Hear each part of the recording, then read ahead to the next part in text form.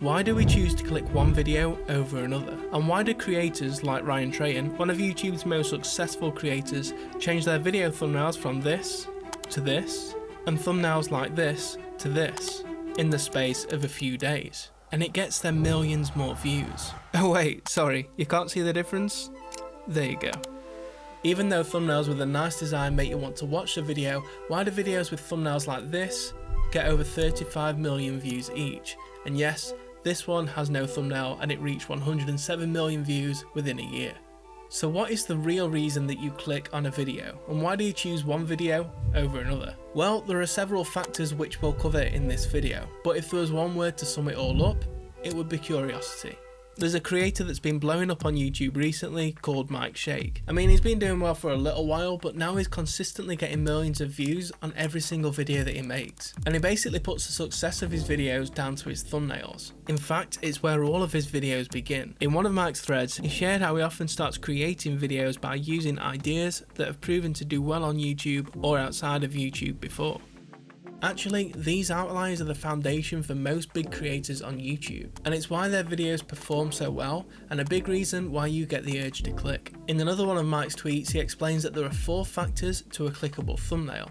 3 or less elements, does it draw attention, is there any action, is there a curiosity gap? He then goes into some Einstein equation as to why the thumbnail works. But as a basic overview, here's what Mike thought about his thumbnail concepts for his video, How Dangerous is a Whip?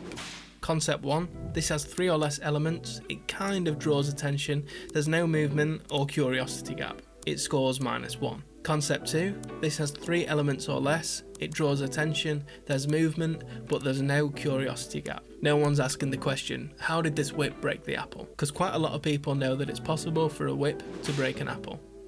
But concept 3, the winning thumbnail, has 3 elements, it draws attention, it has movement, and there's a curiosity gap. Did this whip really break this phone? But this is the depth that top creators go into to get you to click their videos. And if you look at all of Mike's thumbnails, they tick all of these boxes. And if we head back to the viral video thumbnails that got 35 million views each, all of these thumbnails tick the boxes that Mike was talking about. But let me ask you a question. Which video would you rather click on? And which video makes you ask the most questions? Many creators decide whether to go ahead with the video idea or not, depending on how much the concept makes people curious. But it helps to think of curiosity as a spectrum. At one end of the spectrum, you have a group of people that have learned everything there is to know about a video topic. This is why videos with the broadest amount of appeal get the most views. And at the other end of the spectrum, you have a group of people that have no idea about the topic and want to find out more. You come across this video whilst browsing YouTube, how likely would you be to click on it? Not that likely, but if you came across this video, how much more likely would you be to click on it? If we place these 2 concepts on a spectrum, you'd have the first video at the end, because the majority of people who own a phone know how to send a text message. They don't have a curiosity gap around this subject, but the second video would move towards the start of the spectrum, because it introduces something new that not many people have heard of. This group of people are curious to see how a text message can be deleted before anyone sees it. In other words, for people at the start of the spectrum, it would mean not watching the video would mean a huge fear of missing out, because they now have an unanswered curiosity gap. What is honey like in space? Did the guy get hit by the swinging ball? Can that cat actually play piano? How close to the real thing was the film Bohemian Rhapsody? And for people at the other end of the spectrum, watching the video won't educate or entertain them beyond what they already know. For example, if you've seen these videos once, then you're towards this end of the spectrum. But even then, there's a psychological hack that creators can use to make people that think they know everything feel like they know nothing. And they do it by making people feel like there's more to know about the subject. Take a look at this example. Pretty much everyone knows how to open a door, but what can be done to make people think that they don't even know how to open a door? You could add something like this to the thumbnail. You start asking, why am I doing it wrong? All the video then has to do to get views and subscribers is deliver on the promise. Let's look at one of the top thumbnail secrets that creators like Trahan uses to get more views on YouTube, and then we'll dive into various factors that creators use to get you to click their videos. When I showed you how Ryan changed this thumbnail to this, I bet you thought, why would you even make such a tiny change? Well, there are several different things a thumbnail can have to make a lot of people click it. This tiny little change that Ryan made hits a few. Authenticity. He makes it more realistic. emotional reaction. When Ryan changed his thumbnail to this, I was like, ugh, those fries look awful, no wonder they're poisonous. But in the before thumbnail, I just thought, that's Ryan with some regular fries. They don't look poisonous at all. Curiosity, are the fries actually poisonous? Fear, I go to Wendy's, I need to avoid the one that's poisonous. This one tiny change can make a huge difference, just like one tiny click can make a huge difference. So if you're enjoying this video so far, you know what to do. But we've only scratched the surface of what makes a thumbnail clickable. There's so much more.